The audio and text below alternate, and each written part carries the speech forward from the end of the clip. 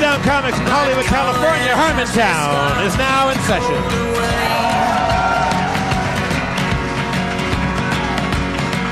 Please welcome to the stage the mayor of Harmontown, Dan Harmon. Thank you. All right. Thank you very much. Very enthusiastic. Very good people. Thank you for not going to the Grammys. Thank you so much.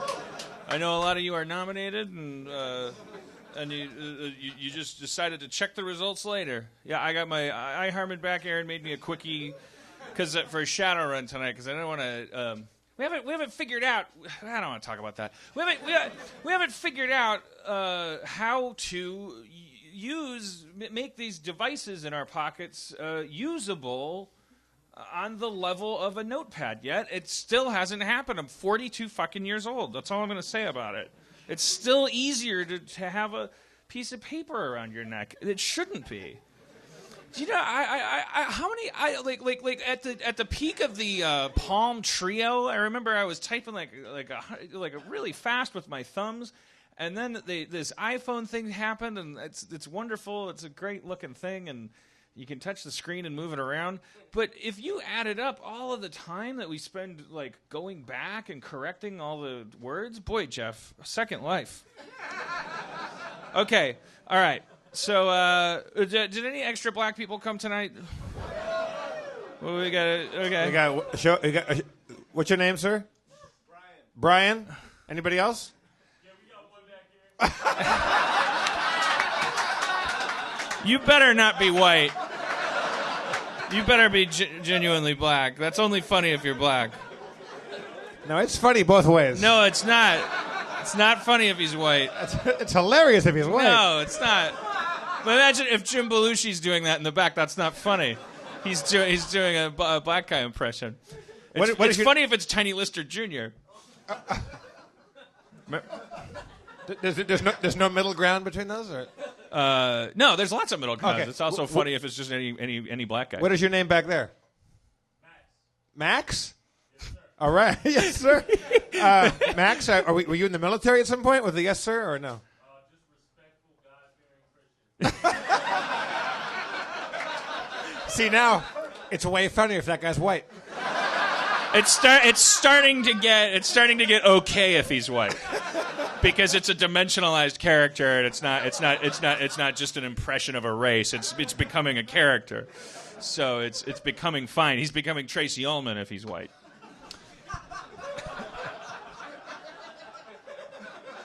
Max, what do you do for a living? You perform. What sort of performances do you do, Max? What sort of performances do you want me to do?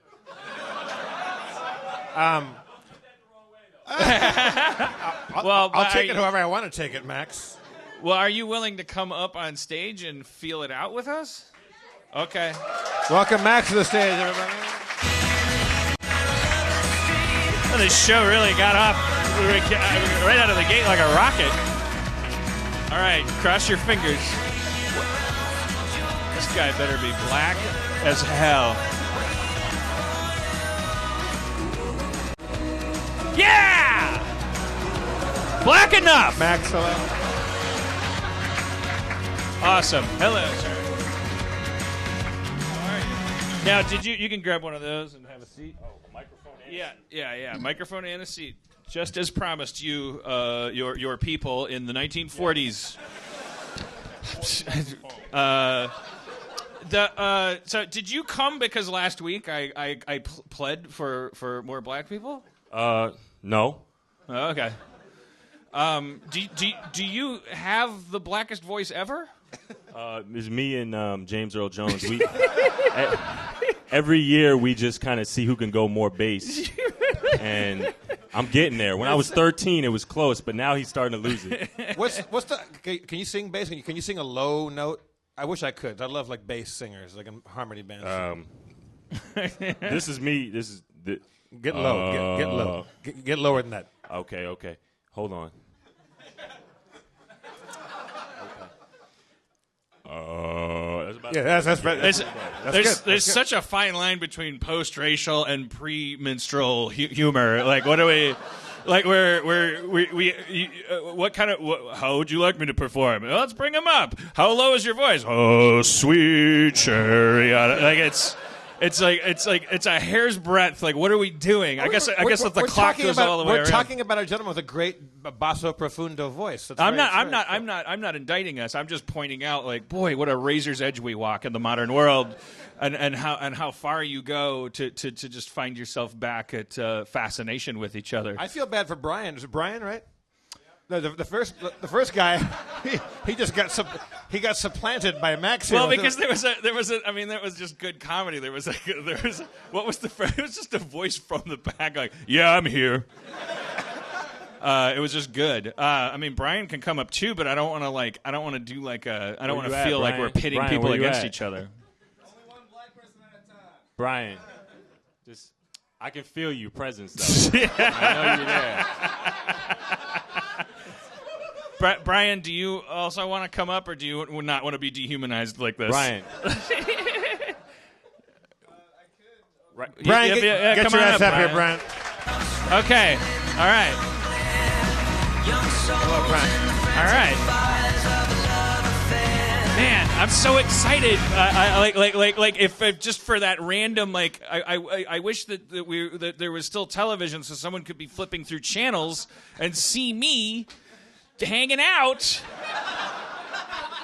So all my white guilt is just like being sucked off the range through a super vacuum out into the stratosphere. I love it. All the heat from being a 42-year-old fat white oppressor. I just feel like I'm fucking on honest ground. What should we talk about? Randy Quaid? Is he in the news? Yeah, I think he's doing something. But Brian, sorry, I didn't. Enough about me. What do you do for a living? I work at a Jamba Juice. Sounds like you're making it up a little bit. Terrible. Oh yeah. But not, I mean, and they're not watching or anything. Oh, no. Nobody at that Jamba Juice would ever watch a podcast or listen to it or anything like that. What's the worst thing about working at a Jamba Juice? The people. The coworkers or the customers? Oh, the customers for sure. What's wrong? Juice isn't that important. It's not. There's a lot of things going on in the world. Juice is not the important thing. Yeah, by the time you've already decided that you don't even need solid food, like, you should be an easygoing person when you come. Yeah, the worst thing that happened to you is that your juice is 5 minutes late. You have a fucking great life. Yeah, it's fantastic. So you're saying they're a little impatient and bossy? Yeah, just generally assholes. How old are you? Can I ask? You're young enough. I'm 23. Okay, yeah, young enough to be able to ask. 23. Pre 9/11. You haven't even been through 9/11 yet. Is that how age works? Oh, we all experience time at the same. Okay, all right. Sorry, I thought all of us had to turn 32 for 9/11 to happen. Max, you said you're a performer. What do you do? I'm an actor. You're an actor. Yes, sir. Are you working on stuff? I just relocated to Los Angeles 4 days ago. Welcome. Yeah. From where? From New York. From New York. Yeah. Wow, man, this is authentic black person. This isn't like the what one of your black friends who doesn't know any other black people. I bet you know a ton of black people, don't you? Yeah. You probably went to school with a bunch of them. Black acting school. No, okay. No. All right, I pushed it too far. I thought it was like there was a show when I was a kid called Fame. It was about acting. Yeah, I remember Fame. It was with LaGuardia, which is LaGuardia in New York City. It's yeah, cool. It was. That's not where you went, right? No, but I know some black actors that went to LaGuardia. Yeah. I know some. I think it was it Irene Cara? Was that the actress's name? There was a woman. She sang the song. In the title sequence, there was an actor who was one of the teachers. Who I think first there was a movie, with the song. I don't know if the movie was an adaptation of the song, but then the TV show, and then the credits for the TV show, the opening title sequence, there was just this woman saying, "You want fame? You want success? Well, right here is where you start paying, in sweat." And it was just a show about talented high school kids. In the movie, that's where Coco takes her shirt off and cries. Oh, yeah. You want fame? Fame costs. Right now is where you start paying. Oh, you know what I'm talking about. When I was a kid, I was at MGM, which is now Sony lot, and I was on. I think I was shooting something like Highway to Heaven or something, and we're walking up. Me and my mom are walking down between the sound stages, and a golf cart goes by, and on the back of the golf cart, we're walking, and on the back of the golf cart going past us, on the back of it is, I forget the actor's name, but he played Leroy on Fame, who was a fucking great dancer. Remember him? Oh yeah, did you have cornrows? Kind of, yeah, I think. And he waved at me like he knew me. He went like, "Oh!" He pointed at me and waved. And my mom's like, "Why is Leroy waving at you?" I go, "I think Leroy thinks he knows me." I felt so cool.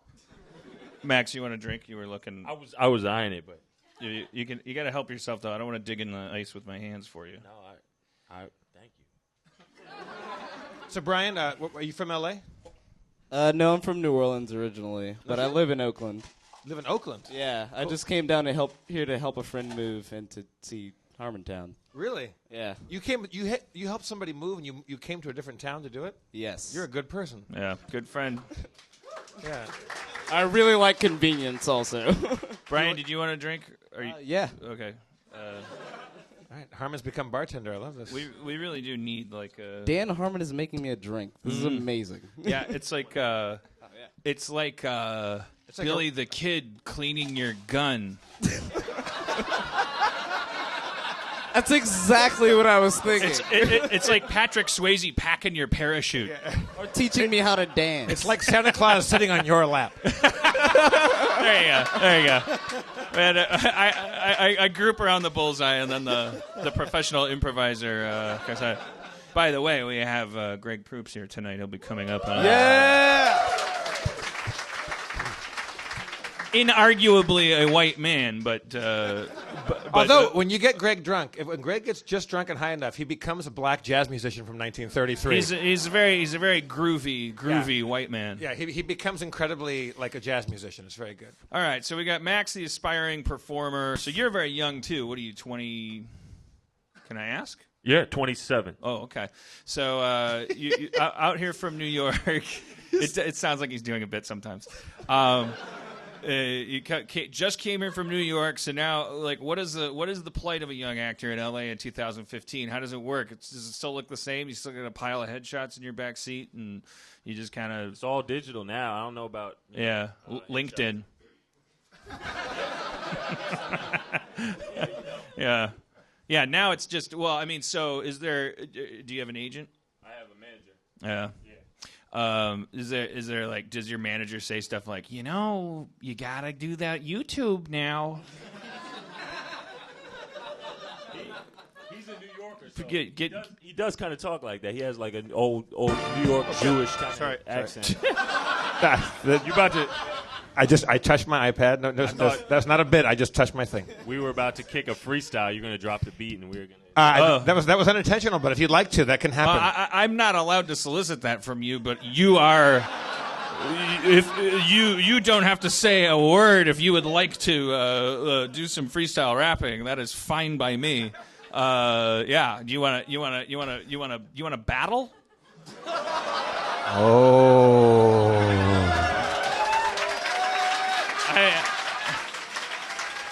Isn't that? I mean, that's what they call it. It's. Yeah. See, Max seems pretty down with that. Ryan, are you up for that? I'm more of a manager type. Brian's like, I'm literally up here because of the color of my skin. He said he wanted to rap, and they're gonna rap. Brian, I need you to go around and just collect money from people. We're gonna accept bets. Somebody give me a hat, please. We need to collect. We need $5 a head, and I think there should be some stakes for the winner of this battle. I think there should be like. All right. Well, I mean, I can make it cash. He's probably like I don't. If you're throwing out money, then all right, I'll join. All right, I got 20 here. Is that good? Or I have a 22. So okay. So $20. Bring your 20 over here, Harmon. Okay. Give it to me. All right. Pass that down. Brian, can you hand that?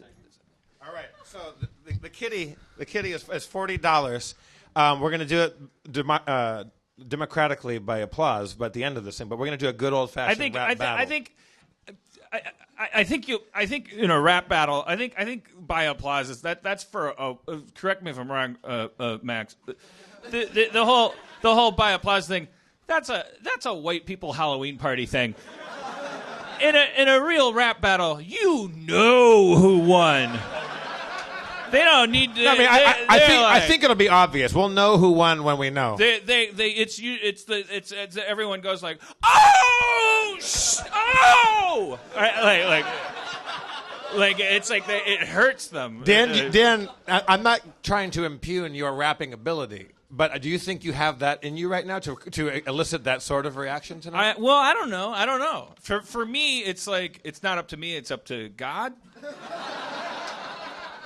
Because I don't want to pull rank, but I feel like that's what comes through me when I work in any capacity. And now, Brian, as soon as money got involved, you seem to you're into it now. I'm very poor. That $40, you're gonna quit that Jamba Juice. I'm out. All right, so is there any rules to like I don't know? I've never been in a 3-person. Dan, I'm going to sweeten it. But I was joking. I don't actually want to be. I'm going to go one more. I'm not a very good rapper. I'm going to go one more 20, make it 60. There's 3 of you, 320. So it's $50. Oh my God! If anyone else wants to make donations for this, for our rappers right here, we'll be passing around a hat in a couple minutes. Okay, so how does this work? I don't know. Are there ground rules in this? Like, what's the thing? I'll just throw a beat down, and you guys want to just take it? Yeah, I guess. I have a problem. Sometimes, like I don't hand it off soon enough because sometimes the shit just flowing. All right. I don't even know what I'm getting myself into right now, man. Look, all right. It's going to be terrible no matter what happens. The stakes are low. So yeah, let's just freestyle. Let's just feel it out. You guys just do your thing. I got some new beats today that I found from some of our donation Harmonian musicians. Oh yeah, if you know the name of the artist, give him some credit. The opening song was by a cat named Lee Broderick called "Loveless Street." I really like that song, so thank you, Lee. If you got more stuff, send it to us. It was very cool. We don't have to call it a battle. We could call it a cooperative. No, it's a fucking battle. This is a battle. It's a cooperative rap effort. Yeah. No. The Sugar Hill Gang didn't battle each other. They were a gang. There's no animosity, no enmity. This is just creative collaboration. I think rap battling is along with liquor stores and pawn shops and laissez-faire gun legislation and horoscopes and scratch-off tickets are all part of the white man's conspiracy. Yes. Sounds like a lot of backpedaling from you, man. I'm backpedaling on the white man's conspiracy. I feel bad that we ever initiated it. Yes. Yeah. I wish that we could take it back. Okay, so look, during this rap battle, don't use that word battle. Don't even put it in quotes. No, it's a powerful word. This is a post-racial cooperative rap co-op. But there will be one winner. Somebody will win, and this is America. There has to be a winner. The rap will go to. Okay. Like there's no, they don't say the winner is anymore. No. You guys you're all honored just to be up on stage doing it for certain. But one person will walk home with $60. Well, I don't know. Yes, that's true. But I don't think we have to call that person a better rapper than me. I think we absolutely do. I think when the person who has the $60 can say, among these 3 rappers, I am the best. Are you in on this rap battle? It's not a battle. It's rap collaboration. I'm up here. I'm gonna be real bad at it. That's fine. I feel like Brian's like he's gonna sneak in there and fucking do it. He's the sleeper. He's gonna come in there and promise you I'm not. I'm gonna keep you guys honest when we start this rap battle, just in case. So there's no hocus pocus or baloney. in case you guys had some prepared material. Oh, yeah. I'm gonna solicit a suggestion. Oh, okay. I'll keep it vague, something very broad, so Right. you guys just can, as a starting point. All right, Randy Quaid. All right. I'm going to play a couple beats here. Let's see which one we like to use here. What do we got? How about...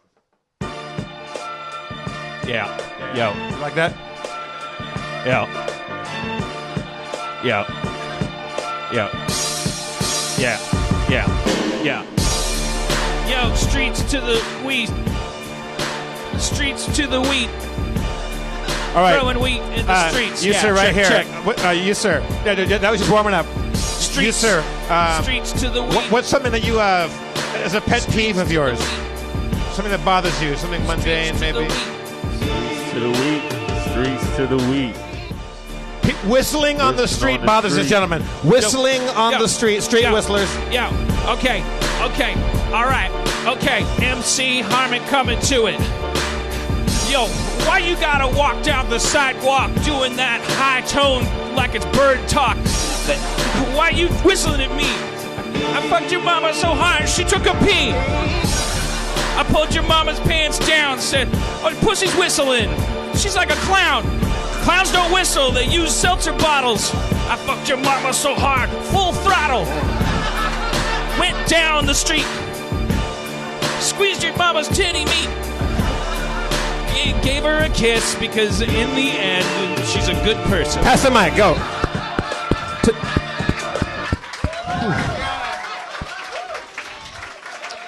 All right. Keep it going. Keep the beat going, man. The song's not long enough for all three to get through. So do you want to keep that beat? Who wants to go next? Shit. Max, you up? You feel the fucking irons cooling. He's standing up. You like that beat? You want a new beat? Yeah, new beat. No, same beat, new topic. New topic. New topic. Let's see. You just fucked somebody's mama in so many ways, and they weren't even the one whistling. They were the mother of the person whistling. What's something that's embarrassing? Feelings. Feelings. All right. Go, Max. Yo, feelings. Yeah. I got these feelings, man. Yo. This awkwardness. I'm on stage and I'm not the blackest kid, but still, I'm kind of in the middle, kind of trying to spit this rap shit. It's a riddle, it's a mystery, but it's nothing new to me. It's not a diss track, but I feel like giving kisses to Dan Harmon. Yo, yo, Yeah. Farming. Yo, Yeah. Dan Harmon with the. Yo. Feeling kind of homophobic though, cause it's distracting me with my flow, but still I gotta go. Your beard, yo, it's kind of weird. If you was a chick and you had a dick, I'd say yeah, she's kind of thick, but I gotta get up in it anyway. Yeah. All right. Well, that was That took an unexpected turn, Max. The title of that one is truly Feelings. That's right. That was like the Charlie Kaufman of freestyle, because like he used the medium, the rap became a feeling. Yeah. All right. All right, Brian. The bar has been maybe raised. You want the same beat? You want to try a new beat? You like that one? What? Your choice. You can hear one. Let's see what else we got here. What about? Oh shit. A little more smooth. Let's see when the beat comes in. I feel like this. 'Cause you know that you love me. Do you like this? Or we got. Really doesn't matter. Same results, no matter the beat. There's that. There's this. Oh shit! I'm like a kid in a candy store. Just go back to the first one. Right? You like which one? That's safer. The first one. The very first, the one they did. The very first. All right. So here we go. You good to go? Let's get him a suggestion. Sure. What about what? Pardon? White Devil? No, not White Devil. Unless you wanted. Do you want? How about just? Can we? How about just Juice? We'll give you Juice.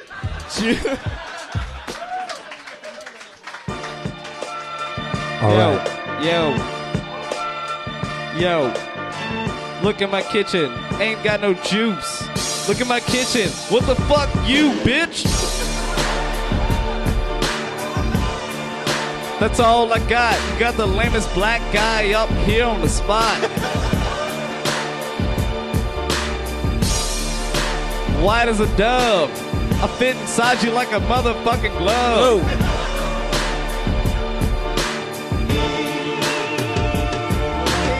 That's all I got. All right. That was... This is not going to be easy. This is not going to be easy. Yeah. All right, now, I mean... That was a warm-up round. Everybody, think in your heads right now, silently to yourselves, who you think probably won that one. But now I want to we're going to play another beat. You guys are just, I want this to battle off of, you guys spitting it around. We just hand it off, yeah. Handing it we're off. like We stand in a a group circle. of friends. Absolutely. And this song is about what, sir? Anything? Yeah, anything at all. What's Netflix? It's about Netflix. Yo. Netflix. Yo. On demand. Yeah. If you want to see a movie, you're going to see it. That's how Netflix sees it. It's their business model. Remember when I fucked your mama full throttle? Whoa. Oh, shit. Yeah. Whoa. Yeah. Oh. Syncopated arrhythmic rhythms. I fucked your mama so hard she had a schism between her legs. It's usually called a pussy.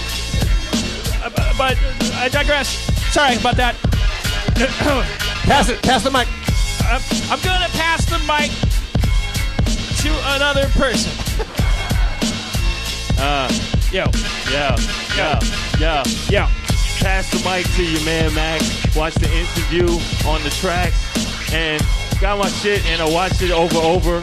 I binge watch. I watch House of Cards, the Game of Thrones, and sometimes I don't leave my home. Got a couple cards of ice cream, Chinese food. My mom calls me up. I'm like, yo, I'm feeling rude, so I hang it up. And pass it up. Yeah. All right, yeah. It's heating up here, you guys. It's heating up. Yeah. Netflix caught me masturbating. Netflix, whole shit hating. Why you asking me what I'm watching? Yeah, I played the episode, bitch. Yeah. Take it, Harmon. Go, Harmon. Yeah.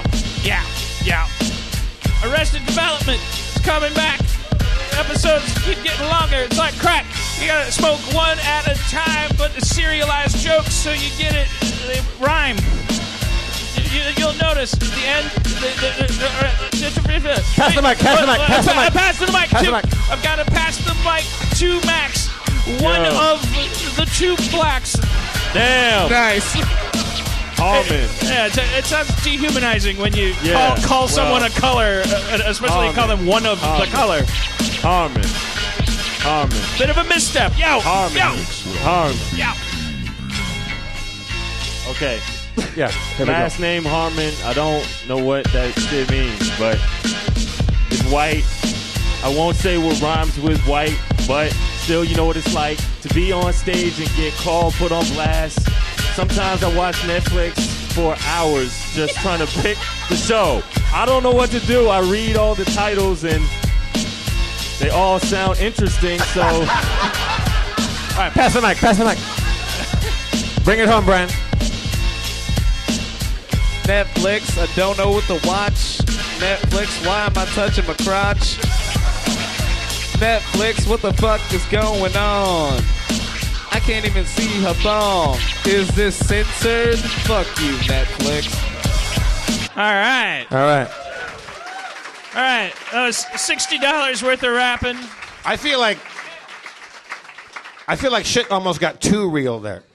We were in danger of crossing into dangerous reality. We definitely made connections tonight, and I think made a good case for more black people coming to my shows. I think we just fixed racism. Yeah, well, I mean, and it's surprising how little time it took. We've been working on it forever. It's like, let me out there. Let me take care of this. Is there any, since you guys were so gracious and put yourselves out there, is there anything, I mean, usually we ask the professional people what they're plugging, but you guys are plugging your young lives. If anybody out there is hiring people who don't have any experience writing television shows, please call me. All right, you can go to Brian's Jamba Juice, and you go to your nearest Jamba Juice and ask for me. You can I'm see the only black person that works at any Jamba Juice ever. And Max, how does if there's a guy sitting in Seattle that goes, that's it, that's the new face of Chipotle. You're correct, sir. Yeah, and he can find you on LinkedIn or whatever. All right. So now, how do we decide this? Now this is the. Well, I mean, I think it's a tie between the two guys whose money it isn't. I mean, I'm not going to take my own money, but I clearly won. My shit was tight. I'm going to say you came in a very close third, Dan. Very close third. Yeah. Beat out Eminem. We don't need to decide between the two of them, right? We can just split the 60 among the two How about guys. this? I made it even 80. How about 40 for both of them? Is that cool? Yeah. All right. That buys a lot of Jamba Juice and a lot of I don't know, acting tutorials. Just Chipotle burritos. Just goes to rent. All right. Well, thanks, Max. Thanks, Brian. Thanks. Keep coming back and bring friends. They can be white friends. This is Maxwell Production. It's working, Jeff. It's working. This show brought to you by Jamba Juice. I bet you thought it was absurd when I asked for. I just requested black people to come to the show. You thought I was silly. You thought I was racist. Racist like a fox. Racist like a fox. I'm bringing back. I'm pre-racial. That's my movement. Pre-racial. So you live in a time before racism really kicked off? Yeah, it's race is an artificial construct, but that's why it's so fascinating. Like, remember Jamal? Jamal's not here, is he? Jamal, you here? He would have spoke up. I wanted to talk to Jamal at the end of the show last time, because he was sort of the quintessential like post-racial kid. Like he looked like he was about 12 years old, very adorable, very very bored with my racial obsession, making fun of me, like kind of just like didn't need it, had no use for the consciousness of race. Like it would have been fun to have him come up every week and just check in with him, do a post-racial update, and he would just say, "I had a sandwich today." What kind? All right, well, that was a strange detour, but that's what Harmontown's about. It's about magic. Oh, I think we've proven that. If our next guest had anything to say about it, he'd probably say the show is about waiting a long time for weird raps to happen. Let's bring out Greg Proops.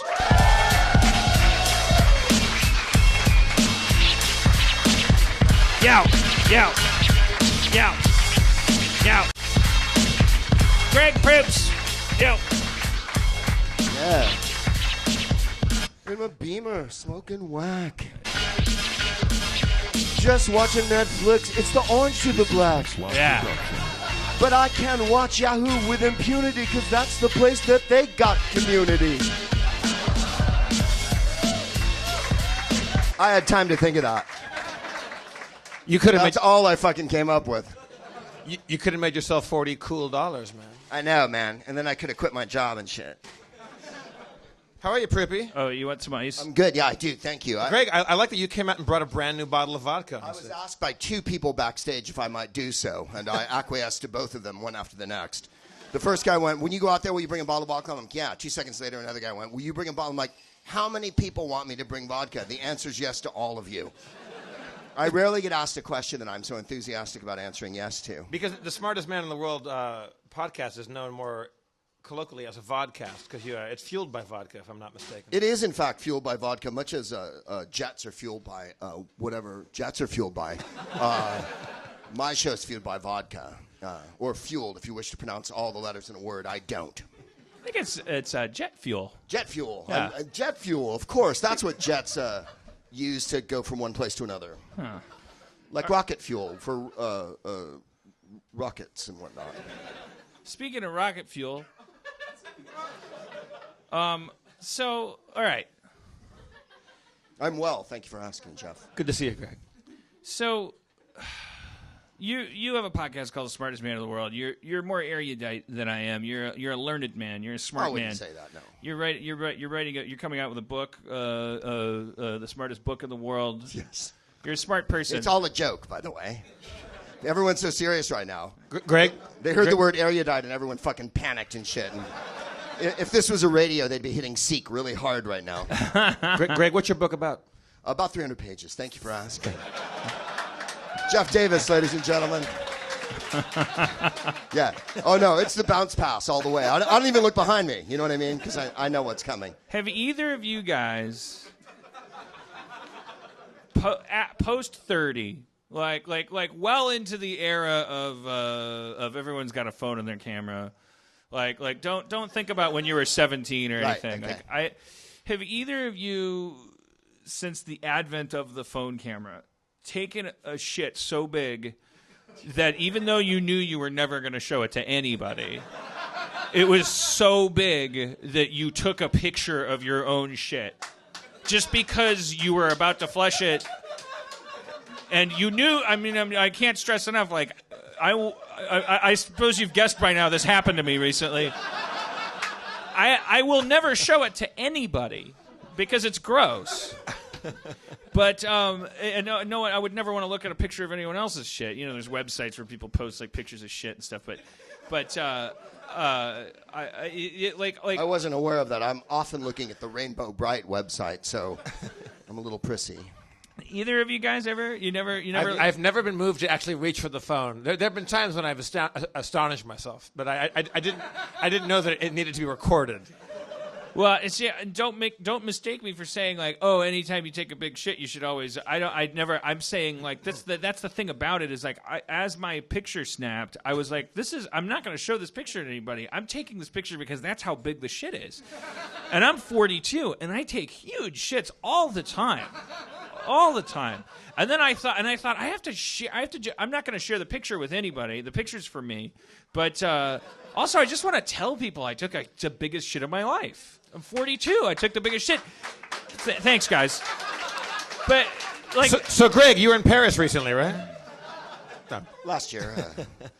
No, I've never been tempted, but I can understand the impulse. I just, for me, it's like I'm in airports all the time, and there's always guys on the commode, as it were, having long conversations with their loved ones while they're doing the thing. And to me, that's gross.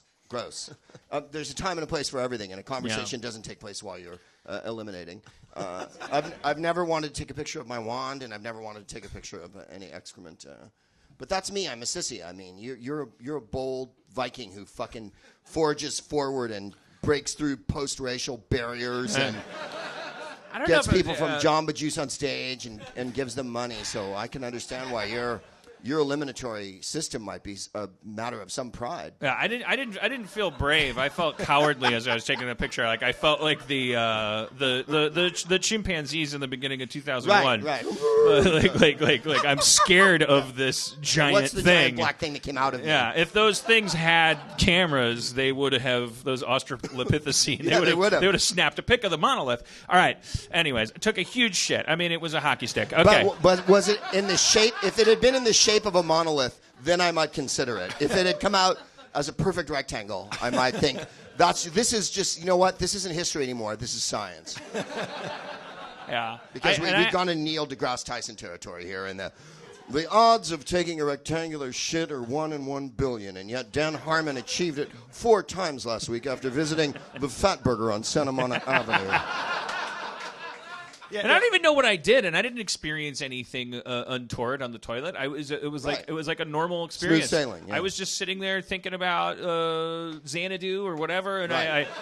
I just got off and I looked down and it was like that's remarkable, amazing. Okay, we don't have to talk about it. It's a conversation that goes nowhere. I only wanted to talk about the relationship. Did you ever see the South Park episode with the guy where the dad takes the giant shit and they do a whole episode? I mean, it's like it is. There is something about it's an exploration of a thing that's always going on. That of course no one wants to. You don't want to talk to other people about your shit. Some people still tell each other about their dreams. You know who you are.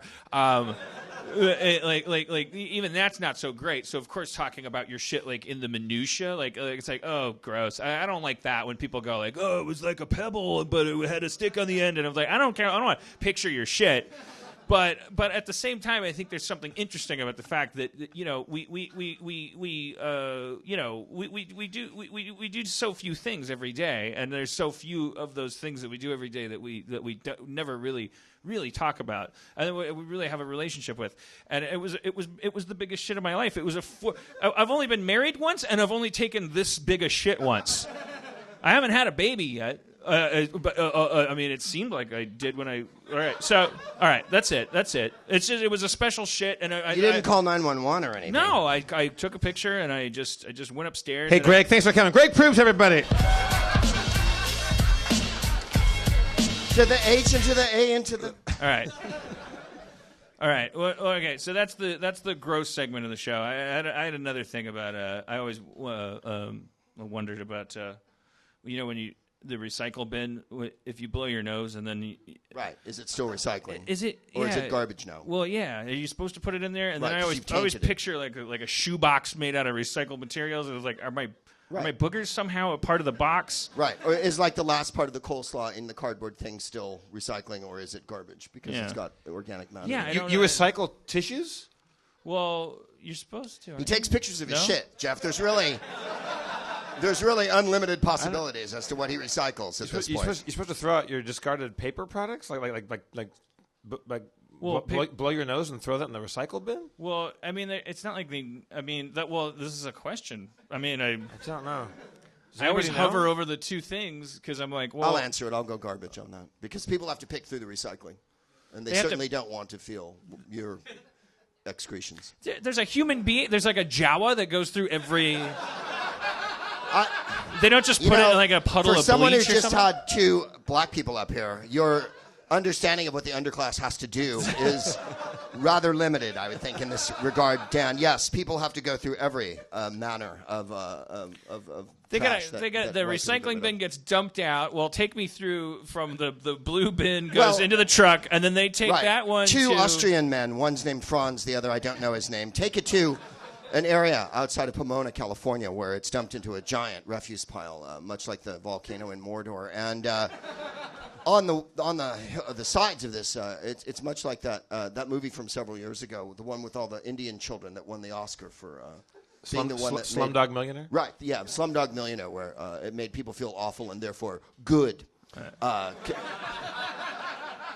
Because it was in color and there was dancing and whatnot. And so all the excreta, effluvium, errata, and jetsam that the world perpetrates, someone has to go through each piece of it to see if there's any value to it. And then they either put it in a bag and take it to a community where they sell it, or it goes into a big, giant furnace that's marked Big Devil.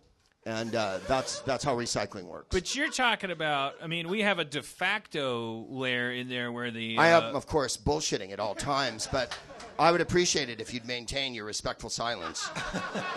Because there are homeless people that go through, and they go through the bins, and then they go like, oh, I prefer the term indigenous street people, but yes. And they grab the stuff. Homeless infers that everyone gets a home, which is, as I think our friend who works at Jamba Juice will attest. When you're a wage slave, no home is given to you. The idea of home and homeless is a fairly... I think George Carlin worked that point over pretty pedantically. So don't you think, like I still honestly, like all the shit that goes in the paper bin, like I don't picture one human being going like, this paper's got chocolate on it. It's a crew of people. You can't, I don't know the ruling on this, but you can't blow your nose and recycle that. That just seems Thank you. That's no. Thank you. That's a no. At the very least, it's impolite. Well, does that? But that imply. But then you put your cardboard pizza box in there, right? It's got cheese all over it. Yeah, but think about it. You don't. You don't. You put things that are recyclable in there, like the things that's like recycle this plastic, recycle the things with a little symbol on it, like things. And ideally, you clean them first. You rinse them off and you put those in the recycle bin. You don't just put anything that conceivably could be recycled in the recycle bin. Well, I'm sure I'm not the person to be letting you in on this, but we have gone recycle crazy to the point where there's often no actual refuse container in like offices and stuff. There's like in the writer's bungalow at work, there is no non-recycling. There's like 4 giant cardboard boxes that all have the recycling symbol on it. Is one for like compost or something like that? Because like certain there's just 4 big giant fucking boxes that all have that symbol on it. I don't want to be a libertarian here, but is the dirty little secret that this shit just goes into a fucking pile with everything else? Is that because the stuff that we're putting in these boxes, it's like, oh yeah, this is where the plastic and the paper and the cardboard. Yeah, but it's to make people feel better about themselves. Right. It's an exercise. It's a charade, like a lot of stuff we do. And security at the airport and shit like that. And most of our waste is like, oh, well, let's do this, and then we'll pretend that it's really happening, and white people are happy, and everyone goes home. And but you're saying there's still some guy picking through it. That's not just a guy going through Absolutely. You ever drive down the streets of LA and see people digging in the garbage cans and pulling out Burger King wrappers and shit like that? I guarantee you, no matter what's happening. I don't want to bring it down to a bummer level where all your nice lower middle class fans are bummed out. We're talking about 2 different things though. You're talking about people. They're like, fuck, I don't even have health care. I'm 2 paychecks away from going through a Burger King fucking wrapper. You're talking about. That's how they talk to themselves. That's it. Everyone's internal monologue in this room is kind of like this. You're talking about. I'm from Daytona. I don't know why everything's like this. I understand that there's people that go through the garbage cans that then take stuff to the recycling center. That the stuff that I understand there's people that go through my garbage that are like scavengers from Sector 7. I get that. I admire those people. It's amazing that they're like bothering to find the honest labor, quote unquote honest labor that's afforded to their situation. Like it blows my mind. Spencer only gives those people money. He doesn't give panhandlers money. He pulls over and randomly runs up to those people and gives them money because they're like he has some. It's like, yeah, you want to encourage the ones that are doing it, whatever. I don't know. Wow. He labors under the false notion that this world is a meritocracy. In some way, and that can be enforced even at the lowest level. But I'm talking about at the place. Like, I don't know where the stuff goes. I know where the. Yeah, there are people like I've watched, like some modern Marvels and things like that where there's a guy or a gal at a conveyor belt and they're looking through like, this we need, that goes along the thing. Like there are people, right. Okay, there are sorters at the end. So they're just pulling. There's also a giant plastic island in the South Pacific that bobs up and down. That is a couple of kilometers wide and. We should be able to start building on that pretty soon, right? Dan, I've talked about it on another show, but I want to talk about it on this show. We need to do Harmontown from the garbage island. It's out in the South Pacific. I don't know how we get there. I think you fly. There's no birds or fish anymore. But at a certain point in the South Pacific, when you get out there, there's a giant bunch of birds and fish because the garbage is there. Yeah. And you're like, it's an ecosystem. Right. There's all kinds of. And you probably can't walk on it though, right? It's no. Sure you could. It's nothing but 6-pack plastic things in containers and styrofoam and whatnot, and your old tissues and Jamba Juice cups that people threw away in LA that got caught in a tsunami tide and shot across the fucking Pacific and stuff. And I think it's going to be solid enough in another 6 months or so that we can do a fucking benefit for it. What if that ends up being like the new world? What if that like is Hawaii like was 3 million years ago, or whatever, or Iceland. Now the garbage island is the new paradigm, and we all. It's like where all the intelligentsia live. Oh, they form a perfect government. Right. I'm going to move there like Arthur Clarke moved to Ceylon, and I'm going to write my next novel there. And by that time, there'll be mammals and monkeys and whatnot living on the garbage island as well, and fauna and flora. And there'll be palm trees growing out of nowhere and whatnot. Nature finds a way. If we've learned nothing, we've learned that Jeff Goldblum's absolutely right in the movie Jurassic Park. Nature does find a way. There's so many movies he's right in, and Independence Day is one, but the other one is Jurassic Park. If you can get an Apple Mac to interface with an alien craft like he does in Independence Day, that is some feat of technology. Was he right in Powder, Greg? In Powder? In Powder, was he right? Fuck. Jeff, when is Jeff Goldblum wrong? He's right. He's right. Whoa. I hear a grown man, but inside a frightened girl. Wait, but they're right. He was wrong on The Fly. In The Fly he was. He was wrong. On The Fly. But you know what he was right about? He married Gina Davis while he made that movie, so he was right about that. Well, okay, but the thing about The Fly is it's a tragedy. It's like Macbeth. So Macbeth was right about killing the king, making him king. Well, he made a deal with the devil, didn't he? Though, I mean, and there's the rub. Right, but I'm saying like Goldblum is always at his best when he's right about something. In a tragic movie like that, a sci-fi horror movie that ends with him getting his brains blown out. He's right the whole time. He's even right. He even goes, now it's time to blow my brains out. Right. But he has a conscience in that one and all that jazz. He often does, though. He's like a Goldblum. You know what I mean? All right, so I think that... Well, he's married now, so all the women in the room are safe for the moment. If he was roaming around L.A. like he used to... he almost hurdled me. He's my height or taller, maybe. Oh, no, he's quite tall, yeah. And I was at a thing, and I was on a date with some girl. Like, it wasn't like a hot date. It was just a girl I knew. We went to go see him play at the Argyle Hotel, which is now called the Sunset, whatever the fuck. Yeah. But we went and saw him, and I was in the men's room, and there was a men's room attendant. And so I was washing my hands, and there's Jeff Goldblum. And the men's room attendant, his sign says, "Thank you, my name is Jeff." So I'm washing my hands next to Jeff Goldblum, and there's a guy named Jeff. And I said, "Wow, my name's Jeff, too." I said, meteor hits his bathroom. That's that takes care of a lot of the Jeffs in this building. And Goldblum looks at me and goes, yeah.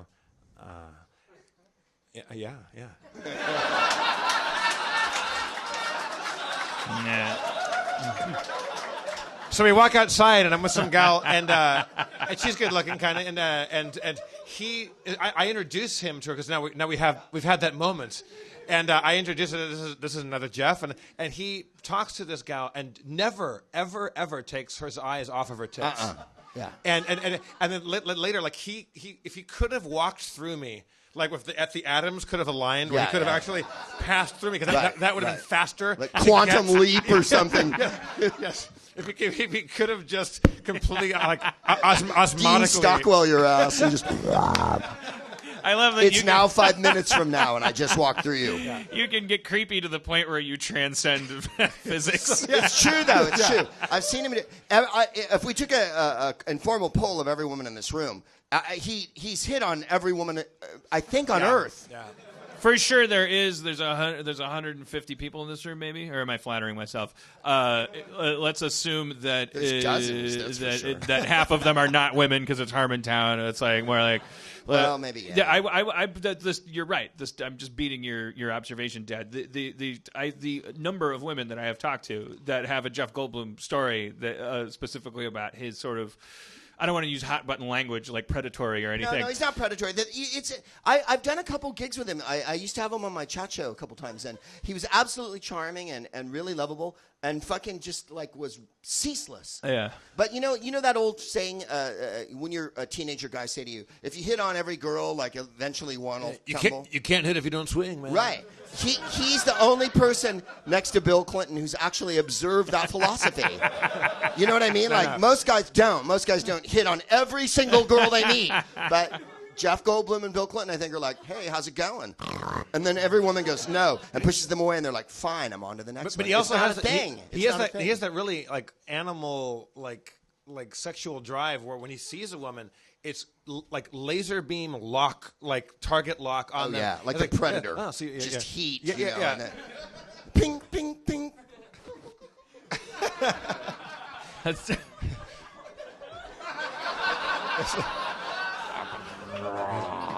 You are one ugly bastard. Blender of Predator references there. The Predator was hunting the person, but then he was Arnold Schwarzenegger. I changed characters in the middle of. My scenes have a lot of jump cuts in them. It's not complex as much as it is perplexing. I got nearly. I think you could call it a cross check, a hip check. I'm not sure what the correct hockey term is. Bruce Willis went through me, like he actually dozed me over to get to a girl. Like wow. And then I saw him. He saw a girl, and this was like my first girlfriend, like that I was ever in love with, and I was like early 20s. And she looked enough like Demi Moore for me to get it. She certainly was in his zone.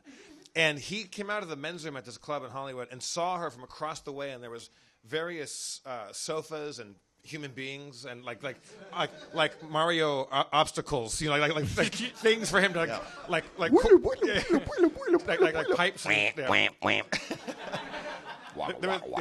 was various Donkey Kong barrels rolling at him, but he had to get through. And he saw her from across the room at about, let's call it like, you know, let's say 30 feet, 40 feet, and looked and saw, like RoboCop, saw the lay of the land, like sofa, 1.5 meters high, like charting a course. She was 4 meters high? No.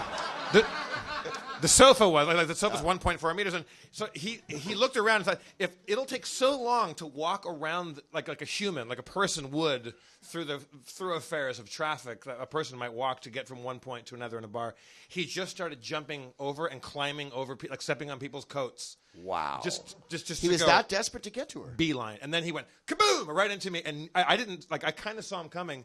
I saw him coming. I saw this all happening, and I turned to my girlfriend.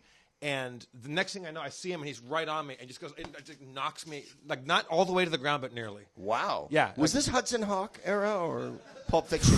It's after Hudson Hawk. Oh, he was like racing. He was like, my hair's falling out. Yeah.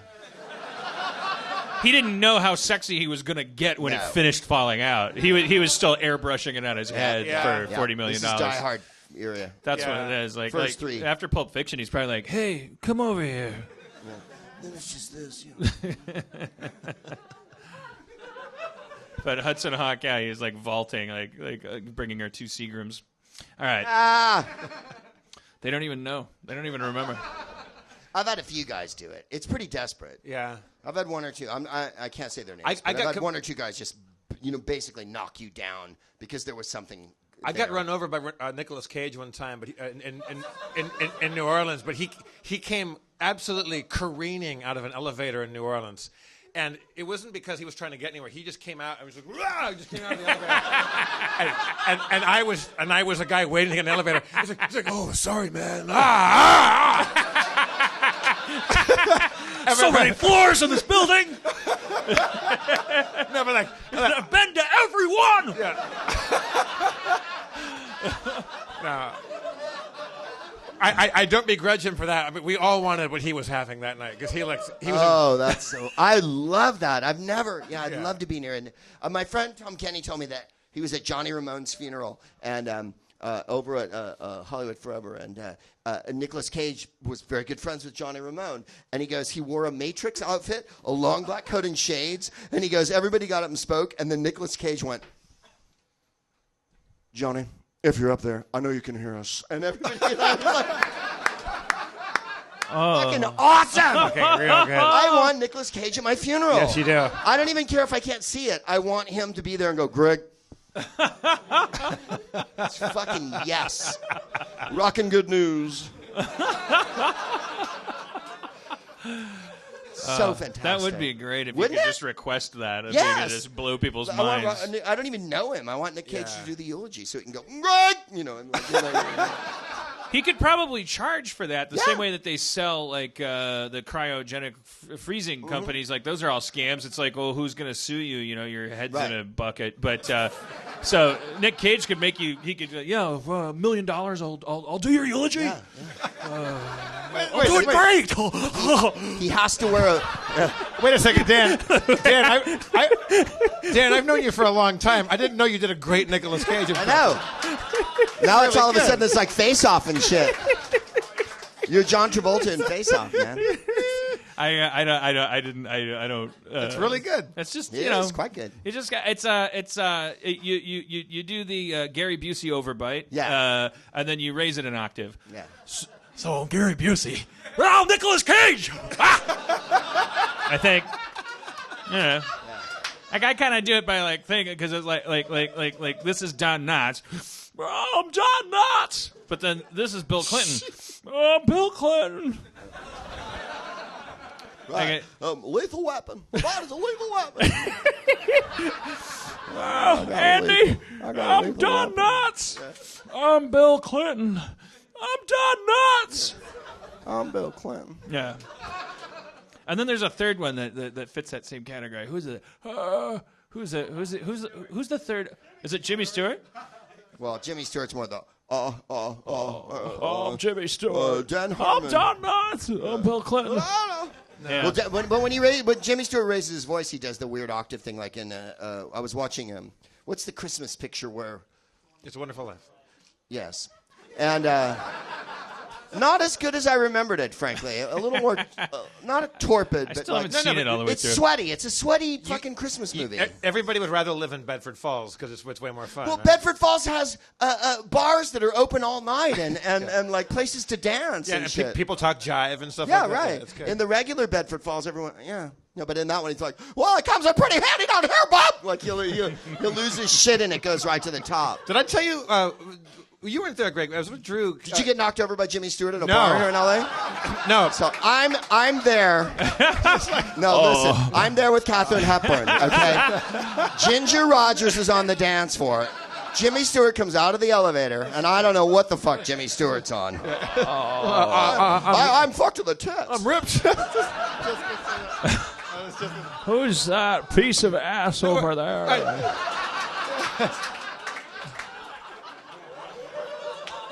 I was at. Remember when Drew Carey and I were dating? As you said? absolutely. When Drew was single for a while, he would call me up and say, "Let's go to Vegas." So we would go to Vegas, and we went to go see John Fogerty from CCR, of course. Yes. And he played at the Hard Rock at what was then the old joint, and he had front row center seats to it. And Drew's gambling out in the high stakes blackjack joint, and of course winning because he's rich and he can't lose. And Gary Busey is there, and he's with a very lovely gal, and I don't know that it's a prostitute. I just have my feelings about that. She's my sponsor. So we meet a bit, and so Drew's like, "Hey man, the show's starting, so like I got to finish out this hand. I'm doing really well. So if you want to go, like there's an opening banner right now." By the way, this is a dead accurate Drew Carey. Yeah. Jeff does the best Drew Carey. I can't do him as well. Yeah. As So like, he goes, "Here's the tickets. Yeah, So go down there. So I'll be there in a bit." So we get there, and I don't know. Where'd you guys go? Don't dance real funny. I don't know where the seats are, so I walk into the thing, and it's because it's John Fogerty. It's not people standing up. It's chairs. Yeah, it's silver ponytails. Yeah, exactly. It's lots of silver ponytails, and and so I look for the thing, and of course, it's because it's Drew. It is the dead center seat. Yeah. There are 15 seats. Right. Cordoned Muhammad Ali's in the corner. Yeah. Exactly. So we're there. So I'm by myself, and so I just sit down, and there's 8 seats flanking me, empty. So I look like the weirdest guy in the world. Like, oh wow, this guy bought 12 seats for himself. So I'm sitting there. Then finally, Drew comes, and our friends all show up. And It's like you're a homicide detective who never solved the case of the guy who kept murdering women and playing a John Fogerty song over the phone every time he did it. So When he plays Born on the Bayou, I'm going to scan this crowd pretty fucking hard tonight. so That's a song that they did. So fucking John Fogerty sounds amazing. He can't. Right. He still sounds like it's 40 years ago. He's brilliant, and he's laying it down. And then Drew comes in. And all of our friends are there, and I'm like, "Thank you for coming." That was very strange, but I kind of like it was kind of fun to be like the weirdest like high roller guy that didn't buy the tickets that Drew Carey did. Then I keep getting flicked in the back of the head, and it's Busey. He's row 3. And everyone is seated because, like, it's people watching a show, and it's not like the 9 Inch Nails is not on stage. It's he's like, put me in, coach. No one's gonna be standing up for that. Right. So he keeps flicking me and Drew in the back of the head. Hey guys, who, hey, flick like it's like painful flicks in the back of the head, like you're in like junior high school. And we're like fucking Gary Busey keeps flicking me in the head, and he's standing up, like, yeah, the whole show. And at one point, Fogerty looks at him and goes, "Gary, I see you. Sit down." Did he really? wow. So after the show, Imagine how many shows he's been to, and John Fogerty's like, really, John dude? Fogerty's like, "Come on, man! Like there's people trying to enjoy this shit." So Imagine having success at that level where Gary Busey is your Adam Goldberg.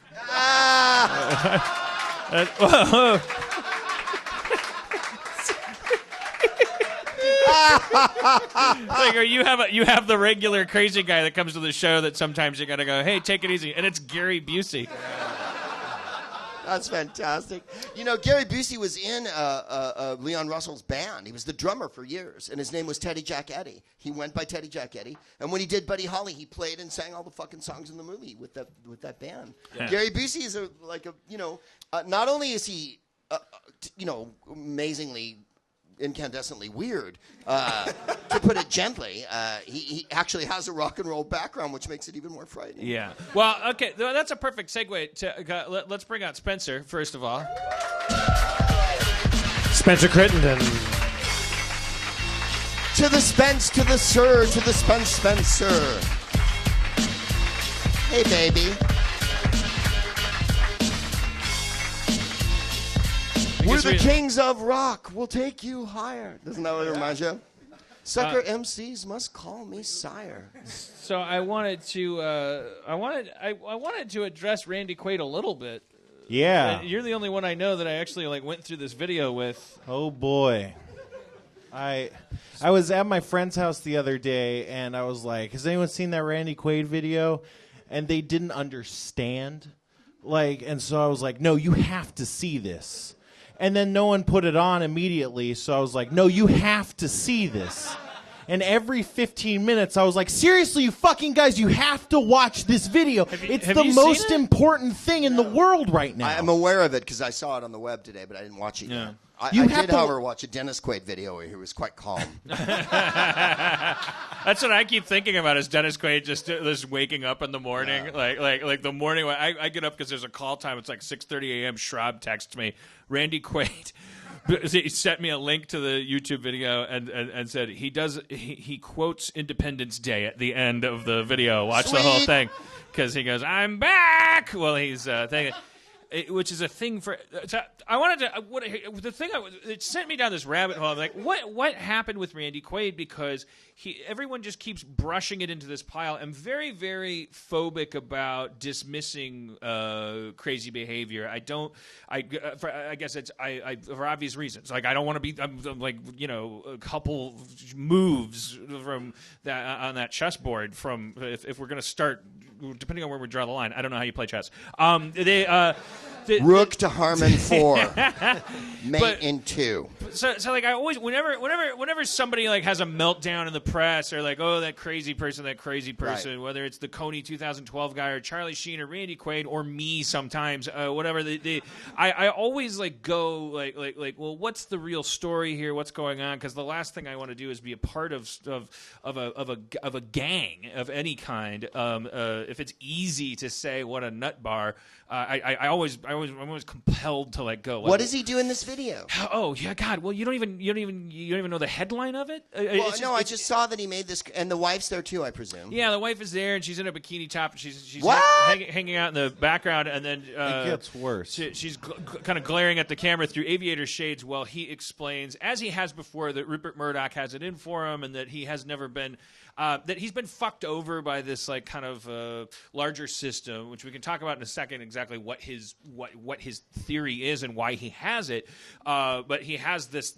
He feels he's been persecuted. I went down the rabbit hole of going through the timeline of everything that's happened to him. Started in 2007. Cut to, I don't have time to explain all of it, but cut to he's got no U.S. passport and he's basically sitting in one room in Canada waiting to get either, I guess, put in jail in Canada or sent. I don't know where. He doesn't have a U.S. passport? Hillary Clinton took his passport away. I don't think personally. Whoa. But he says Hillary Clinton took his passport away. That's pretty specific, man. Because, John Kerry called me the other week and he wanted to take my passport away. But No, don't give it to him. Exactly. It's a trick. I don't want to end up in Ontario in a fucking room with my wife, who's never worn a bikini top in a video that I can remember. So he does a small rant. Says hi, I'm Randy Quaid. I made 20th Century Fox $1 billion when I saved the world on Independence Day. Rupert Murdoch is in return. What's happened? And he just kind of recounts he gets mad that Rupert Murdoch didn't thank him for saving the world in Independence Day at some point. Yeah, I mean he kind of And you're worried about calling him a nut bar. Yeah. I understand. What I'm worried about is it's not fun to pile on. I'm worried about calling him a drug addict because I think that everyone keeps going oh, crystal meth. Let he who is without drugs cast the first. You know, only users lose drugs. Let's all. I feel like when I have a nervous breakdown, you will Is that going to happen tonight? It may have happened Wednesday. You don't know, but part and parcel of my breakdown will be an increased use of whatever substances make me feel better. No question. And so I always wonder when people For me, it's Tang. have these they have these brush ups with the press and contemporary society, and it's like, oh, he's on and the drugs, web, he's on and drugs. it's so immediate. And I'm like, is the drug the causal agent? Because he's not. Everyone says he's the sweetest guy in the world. Yeah. He's been married to his wife Evie since the 90s. They've always had a very passionate. And he's not a terrible actor. He's quite a good actor. He's fabulously talented and a great character actor. And he and his marriage to you can't Yoko to put it in Gen X parlay. She's not the cause of any problems either. Like they've had a passionate partnership since the 90s. She didn't come in and start causing problems in his life. In 2007, shit just switched like a light. Like stuff started going weird. Yeah. Now, usually when you lose your mind, statistically, you're in your early 20s. Some people can, but if you're in a marriage and it's a biochemical thing, you don't go crazy together. That's and he is not methed out. He is not. He's chubby and ruddy faced and healthy looking. He just seems to be really put out by what he claims is a global conspiracy. Do you think he's having a manic episode or something? It's been lasting for like 6 years now. Yeah, but sometimes they do, you know. That's what I. That's. I mean, look at Sinatra in the 50s or whatever. You know, like he made 5 million records or whatever, and I think. I think he was up all night every night, just like. You know? Well, that's the biggest crime of all. Then is if Sinatra was a is if we're missing Randy Quaid's.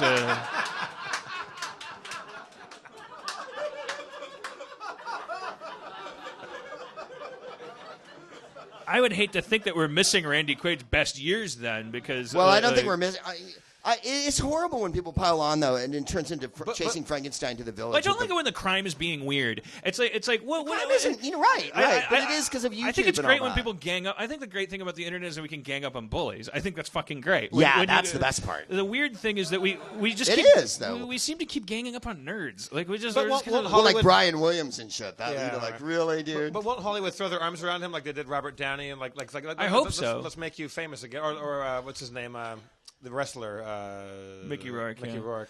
Yeah, I hope so. I mean, he's aging really gracefully. He's a wonderful performer. He's got this powerful voice. He's clearly off his rocker. But I don't even want to use that phrase necessarily because it's like I don't know, like he's an actor. How sane is he supposed to be? And exactly. What the fuck happened? I don't know. That's it. Well, I feel like TMZ got him arrested 6 times is what happened to him. Yeah.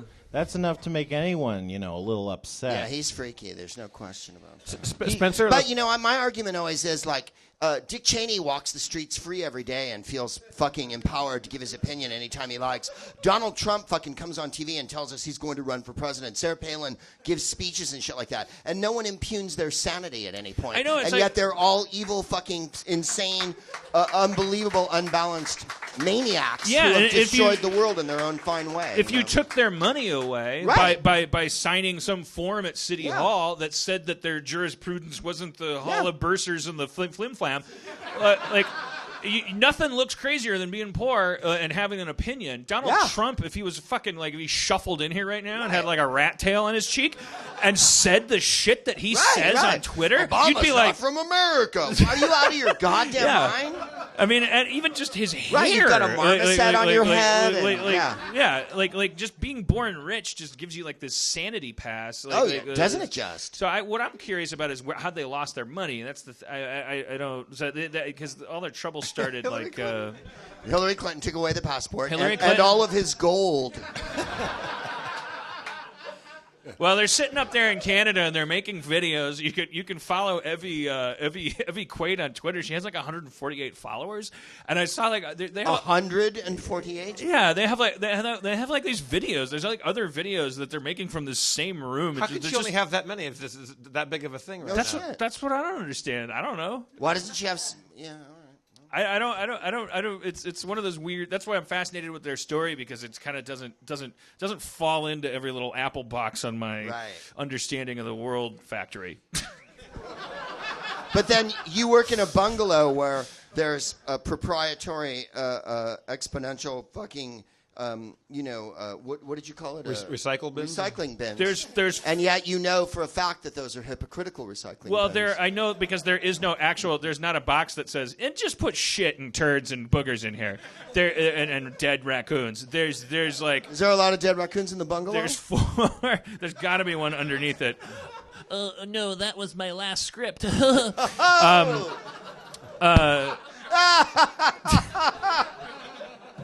There's nothing like a small mammal joke to really rock a... Well, the foxes must have got to it. No!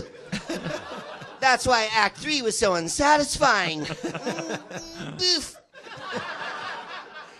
I think a ferret got to that. There's just 4 giant boxes, and there's a guy that comes at midnight, and I sleep at my office enough to know that all he does is show up. To like sometimes he doesn't know I'm there, so I get to listen to what he does from midnight to 4:30 a.m. And it's a real like risky business situation out there. Like he's bum bum bum bum bum bum bum bum. He just put those old records on the shelf. Except he just keeps emptying the same garbage over and over again. Yeah. And I keep thinking he's going to come in my office, and he has a key. If he wants to, he can. But so I just sit there with my blanket, it's like the Babadook or whatever. And then I just hear him out there just emptying stuff. And then if I clear my throat, he'll like be gone in 10 minutes because I think he just comes to my bungalow to fuck around. But he also maybe thinks that someone's watching him, so he pretends to take out the garbage for 4 hours. All right. So, anyways, is my better half here? Yeah, we should get scooting onto Shadowrun as soon as we can. Yeah. Is Aaron McGathy in the house? Aaron McGathy.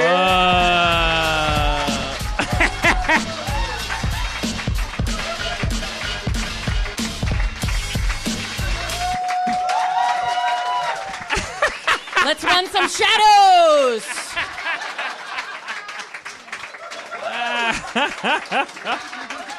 Johnny Ramone's funeral will commence in 5 minutes. Wow. I may have ruined one of your keyboards. What in the Max Headroom is going on in here?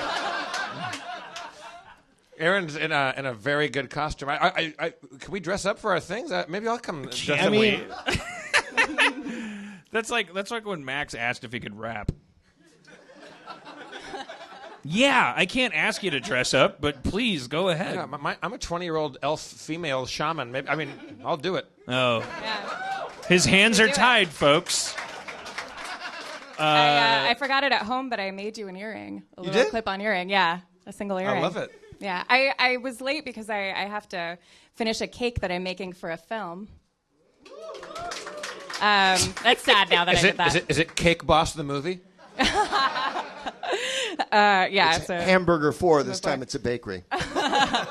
And I realized that my actual cake wasn't cool. So I made this outfit. Oh, you don't like your cake? You think your cake's bad? No, the cake is fine. It just has to cool for me to properly. Oh, I thought you said it wasn't cool. Oh, no. And then I just lost my mind, and I'm like, where's the glue gun? I'm dressing up. This isn't enough. I blew it on the cake. Do we have Demorge here as well? Yes, let's bring up Demorge. Demorge Brown.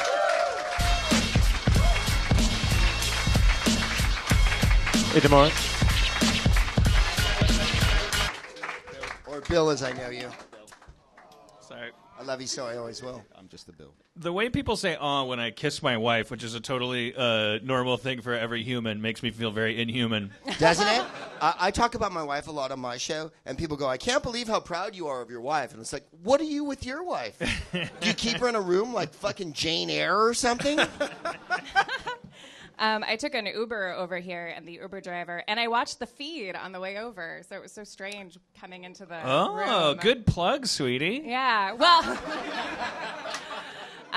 it was great. I was whisked away, and anyway, I was watching the feed, and an Uber driver turned back behind. He said, "You're from that house. There's another man. I take him to Burbank," and I'm like, "Yes." Oh, you had our talk.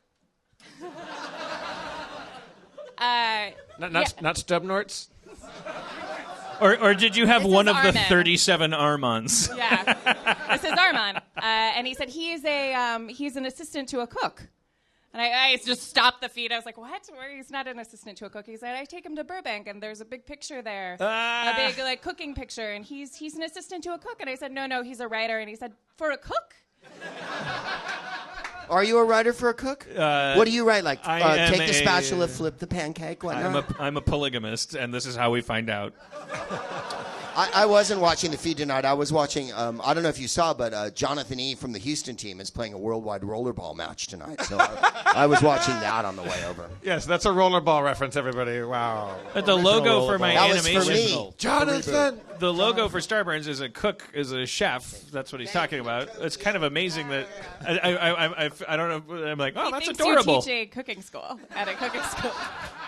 It's like when Harvey barks at Danny DeVito. I'm like, wow, he thinks it's a dog. Just top down. Harvey. Uh-oh, dossiers. My dog thinks that Danny DeVito, we don't know. We can never know There's why our some- dog barks yeah. at Danny DeVito. If you put on a latter season of Always Sunny, the dog goes nuts, like there's a cat on the screen or something. If you, that's for you. I've already perused it in my mind. The dog will also on the iTunes screen if the Rainmaker with Danny DeVito and Matt Damon, both of whom are on the poster, is in the upper left corner of the screen because it's in your most recently viewed section. Harvey will look up at the upper left corner of the screen and go because it's smaller Danny DeVito and more well groomed. But then you put in season 6 of Always Sunny, and he goes, and really? Only does that for dogs, cats, and Danny DeVito. Wow. Possibly because they're all the same weight. But if you put in like Junior or something like that, it has to be like a disheveled Danny DeVito. Like he has to get furry. I mean, So War of the Roses is out, or I don't know. We haven't put in War. Have you Love tried Jackson. One Flew Over the Cuckoo's Nest when he's quite young? oh yeah, that's a good one. Haven't tried it. I mean, haven't gone through the whole. Martini. I'm just amazed. The fucking dog, like, it barks at the drawings of cats. And I said to Aaron, like, try drawing a picture of a dog on a piece of paper with a Sharpie. Let's see if this fucking dog is like goddamn Caesar in Planet of the Dogs. And so Aaron goes like, oh yeah, good idea. And she draws this thing.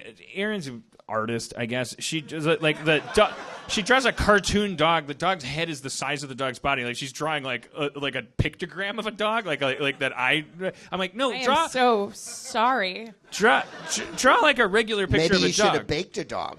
I wonder what it's like being married to Greg Proops. She drew the most amazing drawing of a dog, is what Greg would say. My wife's a very good artist. She did the pictures for my book. So then I go, it's a good plug, sweetie. She did, actually. So I go, draw a regular picture, like draw just like a silhouette of a dog. Just draw like a kind of a realistic shape of a dog. And she goes, okay, I think I got you, yeah. Okay. And she draws for a while, and then she turns it around, and it's a picture of me with a dick in my mouth.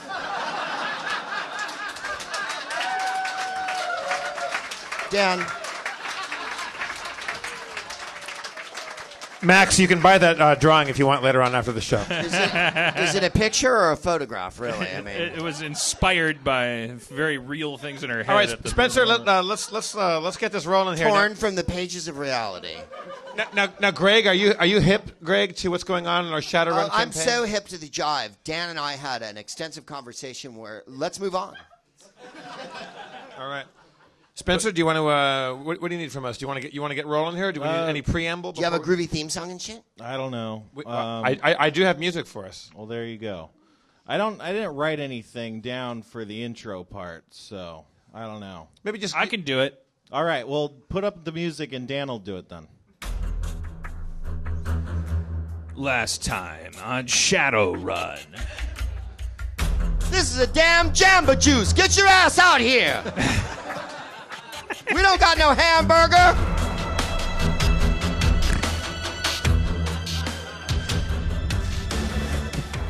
Go down to Pink's.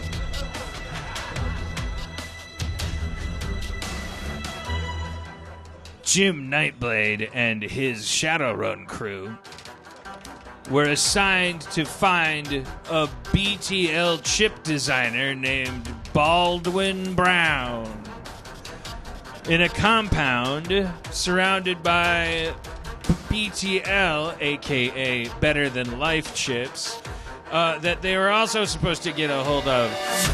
Infiltrating the compound with his fingertip nano whip, Jim Nightblade made quick work of the perimeter, scaling the roof of the nearest warehouse, again nano whipping a nearby vent. The other characters did fine.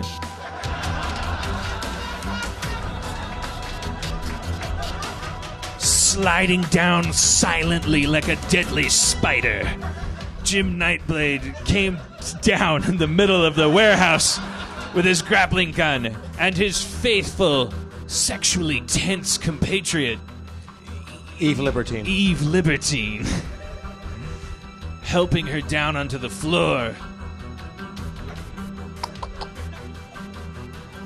Nightblade then asked her to send a stun bolt to the two guys playing poker, and then it didn't work all the way, and they shot some people. Hordegard, the German guy, is keeping watch from beyond using his psychic powers. Eve Libertine, meanwhile, is out front. No, that's Mercy. Mercy, god damn it. Mercy O'Donnell. Mercy, that's my wife's character, is out at the south gate occupying 3 armed guards with various Dirk Benedict circa 18 shenanigans. When we left them, Nightblade and Eve were closing the distance between themselves and the backs of the meaty heads of the 3 security guards that we were about to shoot them. Okay. Yep. You know what's amazing is that you did that in 46 seconds, which is almost exactly what the old length of Spencer's intro was. Yeah. You felt that. I thought you were going to look at that and then go, 46 minutes. The show was over 5 minutes You're usually ago. the master of brevity, but you really wrapped that fucker up. Yeah, so Perhaps it was just because he was missing some certain information about Hordegard and what he did. Maybe we should hear the intro from Hordegard's perspective. Is this like our Rashomon? Perhaps not the whole intro, but for example, I am not German. I'm Norwegian. Also, Same difference during the war, bro. Nice. Wow. Too soon. Warburn. apparently. What a chop. Well, all right. So just some housekeeping up top. It's actually a mono whip, not a nano whip. It's actually quite a bit thicker than a nano whip.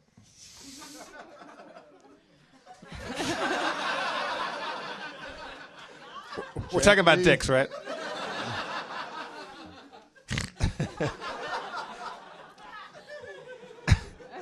Okay, so It's just like So Mercy Greg's just- face after. It's actually quite a bit thicker than a nano. I just looked at Greg, and Greg went. I think it was either did I leave the oven on or. Yeah. all right, so the 3 guards are being occupied by Mercy right now, right, Spencer? Yeah. And Hordegard, you got a line of fire on one of on those guards From too, the front right? side, that is correct. From the front, outside the gate of the warehouse compound, and Jim Nightblade and I, Eve, we're sneaking up from behind right now. Correct? Well, you were on the roof of the building. Okay. Well, I descend down to get with Jim Nightblade. All right, that happens. Hey, Nightblade, I got your back. Sorry, I'm getting Aaron a drink. What's the range between Jim Nightblade and I with the guards? Well, he's still on the roof. You're about 120 feet off. Oh, he's not down there yet. I didn't hear him go down there. Nightblade, get down here. I'm down there. What's your agility plus sneaking, Dan? Fuck. I'm so sorry. Probably 4 plus something in parentheses. I think it was 9 total last time, right? Well, that was me shooting dudes. I remember that. Agility plus sneaking, I had a tougher time with. 5 plus, looking at my sneaking, 4 plus 4. That's 13 then, yeah? Damn. All right. You sneak down quietly. And we're how far away from these guards? 120 feet. All right, Mercy, keep them looking at you as we're sneaking up behind them. We're going to get a shot on these guys. All right. Can you see through my head? No. That was me in character as Mercy. I don't think they would say it like that. Thank you. All right, let me try that again. I look at them and I'm acting kind of crazy to distract them. Hey, sometimes I feel like no one can see me at all, and it feels like you guys can really see me. Can you see me or see through me? No. I use my fucking diplomacy. Is that just gone? Do I no longer have any charisma? What? Do I have charisma? You're asking them a question. They're answering. I don't get what's happening. Okay. Sorry, Spencer. The way you said it sounded mean. It's a question you're asking, right? Well, it's a flirtatious... Why are you flirting with Spencer? All right. Well, they're still looking at me even though they said no, right? Yeah. Okay. They can't see through your head. All right. I'm going to regroup and approach differently from now on. So they're going to look at me. I'm not going to walk away. Jim Nightblade, I'm going to cast improved invisibility on myself, where I become invisible to human beings and to sensors and cameras and things like that. Walk up and I have shock gloves where my gloves are electric, and I'm just going to go zap and knock these guys out. But you got to, well, no, there's only 2 guys. There's 3 of them, right? 3. I've got the third one covered. Okay. Do you like this plan, or do you want to come with? Yeah, I'm going to go from my left, so the third one will be all the way on my right. Or I could just cast a stun ball on all these guys and just knock them all out. The more stunned they are, but when I get within shooting range, The more alive they'll be tomorrow for their families. This is Aaron asking, when we ended last time, I had said to that group that they should stay, and I was going to walk away, and we ended on a cliffhanger. Am I still? Yeah, I felt like we were about to there? pull the triggers and shoot these guys. Let's just shoot these fuckers. Let's just take them out. I have walked away, but they're standing. I totally vote for shooting if that's what we're doing. All right, I've got my stick and shock bullets in my gun, and I put it on like 3-shot pulse mode. So how far away are you? I start closing we start closing the gap. Maybe you want to sneak up a bit. Yeah, I'm walking toward these guys until I can shoot them in the head. Okay, we're walking toward them. Until what's a good range to shoot that from? On your pistols? Yeah. Probably about 20 meters. Okay, we close that distance. You do that quietly. All is well. Okay, guys. I'm there with the rifle. I have it aimed. 200 armor-piercing rounds. I'm using 4 of those. Okay, and I'm waiting for the third one. Hortigard, pick a guy. What's your guy the look one like? who's still standing. That's the one I'm going to shoot. You're the gonna two get of you him. will shoot first. One will still be standing. That's the one I'm going to take out. Right. Okay. So And I'm 100 yards away from the guys at this point. I can see. Okay. You. I will not shoot. Jim, which one do you want? I'm starting from the left. Okay, I'll get the right. Okay, ready? And Proops is with Hortigard. Suddenly, I chucked 3 tear gas grenades.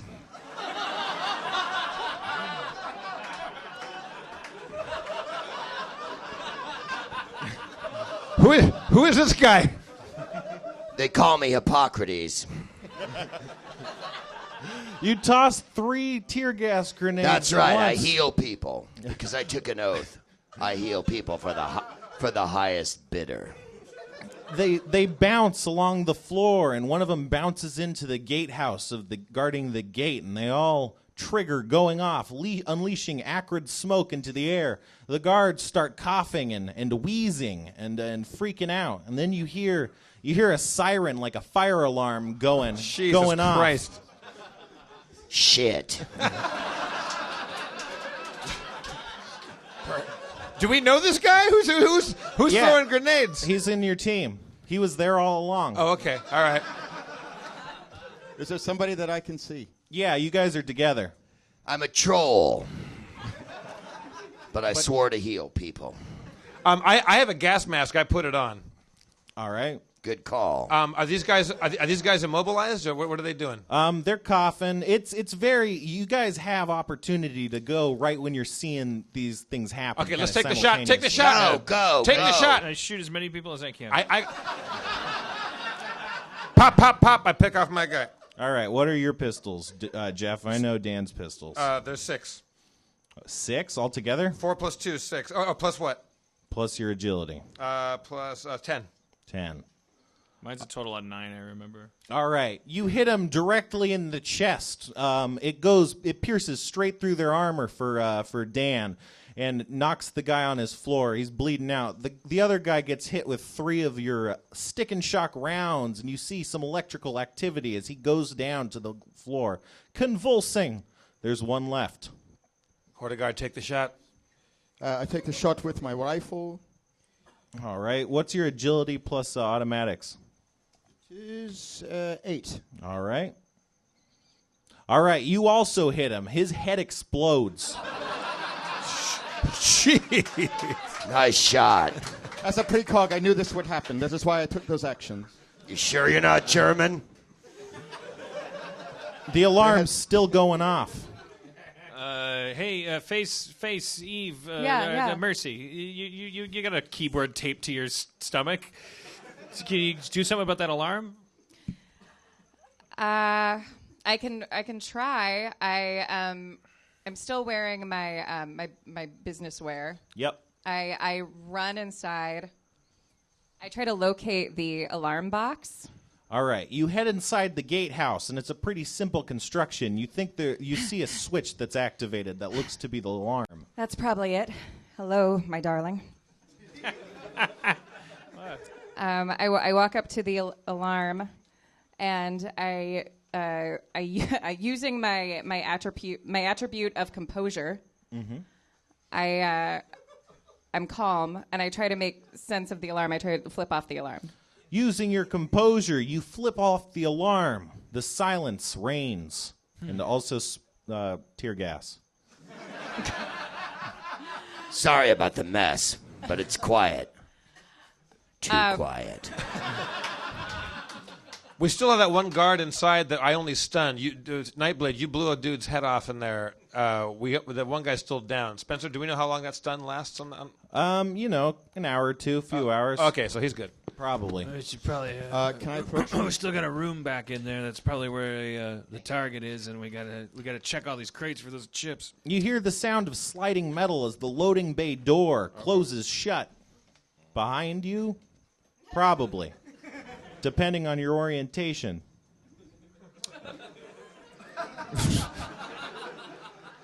And the loading dock door is the only door into the warehouse? Well, you guys came in through the ceiling, Right. so... But is there another door that we found or no?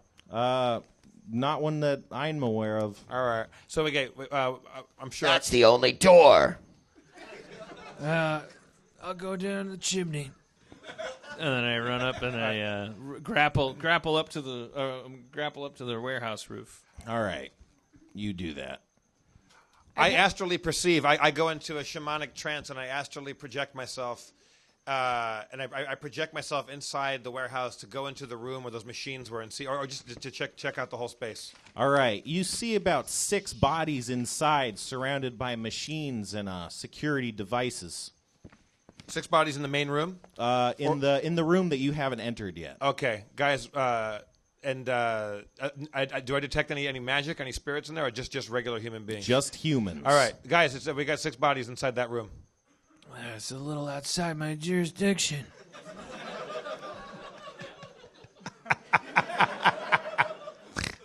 Six bodies. Are they dead? No, they're living. Can I use my ability to detect enemies? Or am I out of range? No, you detect enemies. You detect enemies. There's 5 plus. In the building. So that means that everyone in that room, neither one of them is the person we're seeking. I mean, it's not really been established whether the person you're seeking is an ally or an enemy. So nobody's in the outside of the warehouse. They're all inside that room. Correct. All right, guys. I'm going to go in there. Let's all go in together. Let's have each other's back here. I'm going to go in there. Before we do this, Son could of I a bitch. perhaps take this opportunity to take my rifle to the stunned one and maybe shoot him? Yeah. I'll do that. Well, you'd have to get in the building first. So, how do you want to do that? Let's see. I have a grappling gun. Or why don't we just monofilament that door open, man? Yeah, we'll be long gone by the time that guy wakes up. Spencer, how does my stealth tag work? That's like an RFID tag. It's like a tracking bug, basically. So you could stick it on stuff. All right, another time. Is there time to light a cigarette while all this bullshit's going on? Nightblade, monofilament that door open. Let's go in there. What I'll do is I can summon a spirit that goes in there and just knocks them out with noxious gas or something like that. Winky doodle doo. It's not a permanent. I'm workshopping catchphrases. Spencer, am I in a space with one of those guards? You're in the gatehouse. There's a dead guard in it. Yeah. Okay, I take the dead guard's clothes and I put on his clothes, and I'm going to use my skill of disguise to kind of emulate his body language. All right. What's your yeah? What's your intuition plus disguise? My intuition is 4, and my disguise is 3. All right. 7. All right. You don a disguise. All right, and I start walking towards the room. All right. Meanwhile, Jim Nightblade attempts to monofilament whip the door open. But your robot finger careens off the surface of the door, directing your monofilament whip directly right at you. No. It slashes you. What's your armor? Jesus Christ. Top right corner. Top right. Is it AP or what's It'll say armors. My old eyes. It's armors. I'm looking for the word armors, and it's Core combat info up top right. It's just the number to the toppest rightest. Oh, well, it's rating. It says 9. Sorry. Yeah, 9. Okay, got it. All right. Okay, so you cut yourself open right in the torso. You're bleeding pretty heavily. Thank goodness I'm here.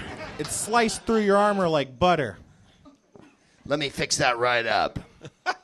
The door stands unopened. Let me try that again. Are you sure? Now you're all cut open. Do I feel? Let me put some like first that aid was on just you. A critical failure, or do I feel like that's what happens when I try to use my mono whip? On? You feel like that's what happens when you critical failure with your mono whip. Okay. Yeah. Hold on. Just I'm gonna try again. Sorry. Don't be so tough, goddammit. Let me stitch you up and try it again. You're in a different. You're not in the building with me. Hey. I'm here alone, bleeding to death. I'm trying to. I'd love to get healed. Hippocrates, did anyone tell you that you sound a little bit like the coach from Major League? God damn it, I'm about as proud of you boys as I've ever been in any team that I've ever coached in my entire fucking. Give him the heater, Ricky.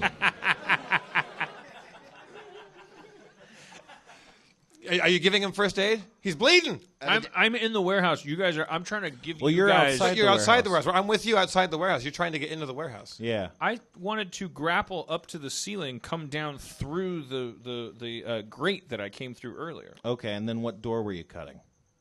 I thought that I had done that, so I thought I was cutting the loading dock door so that they could come in. Okay, well then you're inside and you failed to cut the loading door. So yeah.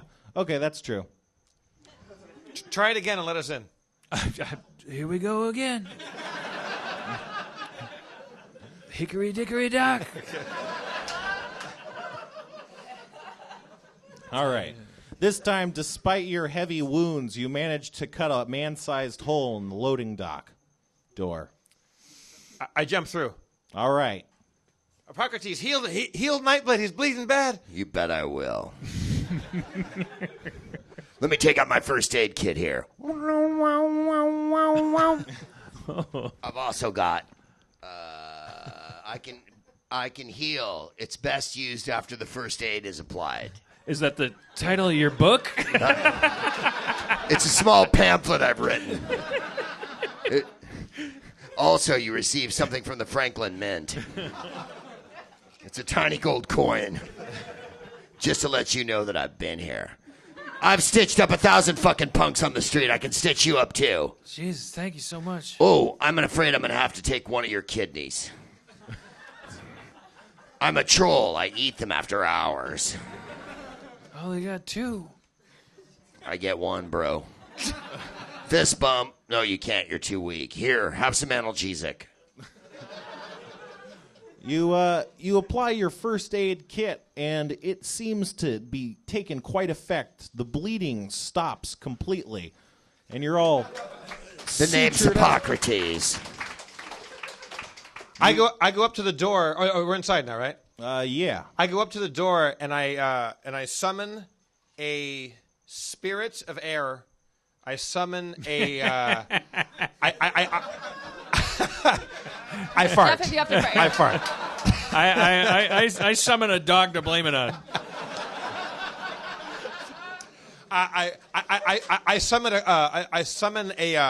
a storm cloud, the mist cloud, to go in under the. It's getting worse and worse. Under the door to breathe noxious breath on them. So a level 4 spirit. All right. What's your sorcery plus, or no, conjuring plus magic?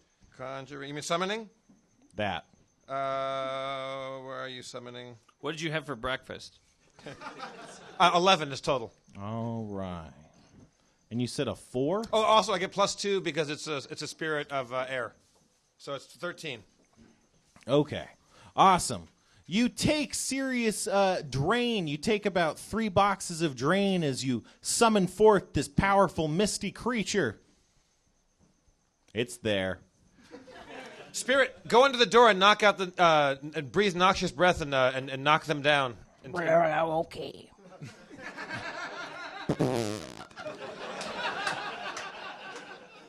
All right. The one who cast it, blast it. Who swung the goat? So the mist spirit goes under the door, right? Yes. Yeah. Under the door and starts misting all over the place. A little over here. A little over here. Is that accurate? Is that what it sounds like? I mean, I guess, sure. I asked. Can I communicate with my spirits? Yeah, you got a mind link to it. How's it going in there, spirit? Oh, this is fine. It's been a rough day, but it's nice to be needed. Did you breathe the noxious breath on those 6 guys in there? Oh, yes, I did. How did it come out? The way it always comes out. I just wish that for once the thing I was best at didn't hurt people. Oh, air spirit! I It's just want you to knock them out. I don't want you to hurt anybody. I just want them to be unconscious. No, I knocked him out. Just ask Spencer what happened. Spencer, what happened? They're all knocked out.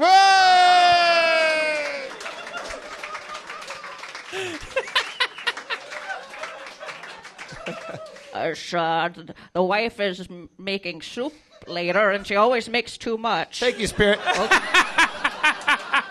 Oh, mist spirit.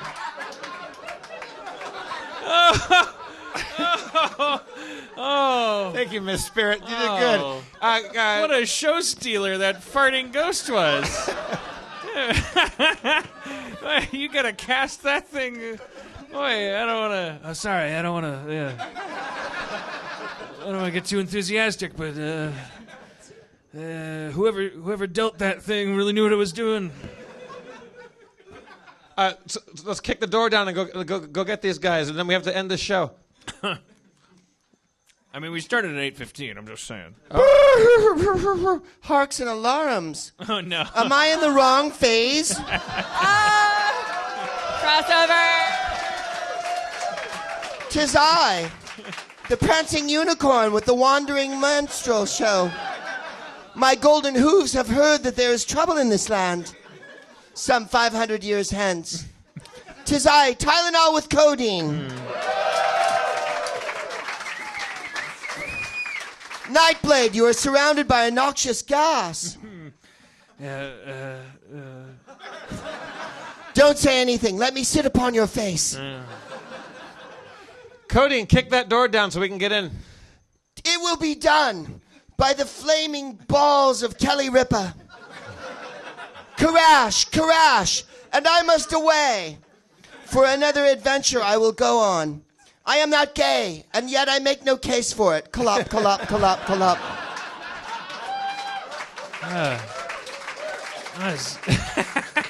Who the fuck was that? What kind of fruit basket you conferring with, huh, Nightblade? Yeah, it's weird. How specific he got about his sexual preference at the end. We didn't even bring it up. No. At least he wasn't a black guy you brought up to rap. That guy was good. One of them was. Is the door open? Oh, yeah. It's been kicked in by a unicorn. Spirit, will you inhale that noxious gas so we can go in there and enter safely? Oh, the spirit's gone. He did his business. Now he's done. I'll say. All right. All right. Is it safe for us to walk in there? It might be a bit. Well, I still have my gas mask on. I walk in there and examine what's going on. Bag him and tag him. Look for the bald guy. You see four young teenage druggies. They're kind of just sprawled out on the floor. They got microchips stuffed into their head skulls. Get those chips. Gather them up. Good call. As you gather up the chips, the people come to, and they're like, "Hey, man, give that back." Am I there? Yeah, you guys are all at the door. He's the only one inside the room, but yeah. Okay, with my power of convincing, I look at the guys. Hey, bros, go back to sleep, man. Just ride that high. All right, we're gonna take away the bad ones. There was some bad stuff that came down the chute here, and I'm just trying to help you out. And also, I'll stun baton them, in case they don't. I think they're okay. I think they're just druggies that were high on BTL chips, and they're just coming out of their stupor right now, right? Yeah, but we need to control the environment. Wait. I look around. I only see 4 druggies in the ground. I look for the other 2 people that I saw. I saw 6 bodies in there. Who are the other 2? What's your perception plus intuition? It is 8. 8. All right. Using your keen eyesight, you see an empty table, and behind the empty table, a thin, almost imperceptible seam in the wall, a secret door. Oh. A threshold worthy of... Probably, am I right? Yep. Cliffhanger! Let's thank Greg Proops for coming down again. Greg Proops. Jamorge Brown. My better half, Aaron Harmon McGathy, Cornelius, Anastasia Harmon McGathy. Spencer Crittenden, Jeff, Anastasia Davis. Let's also thank Max and Brian for coming up and rapping with us. Spend that money wisely. I'm Jeff Davis. Let's hear it one more time for Dan Harmon, everybody. Thank you. And also, anybody out there that wants to donate or lend music for us to play on the show, I'm happy to listen to it, and maybe you'll be on the Harmontown podcast with your tunes. I'll be rapping to your fat beats. We go to, what is it, harmontown.tumblr.com? Yeah. Harmontownmusic.tumblr.com? Something like that. What is it? It's harmontownmusic.tumblr.com. All right, everybody, drive fast and take chances. We love you. Did you get any of that? It's a good show.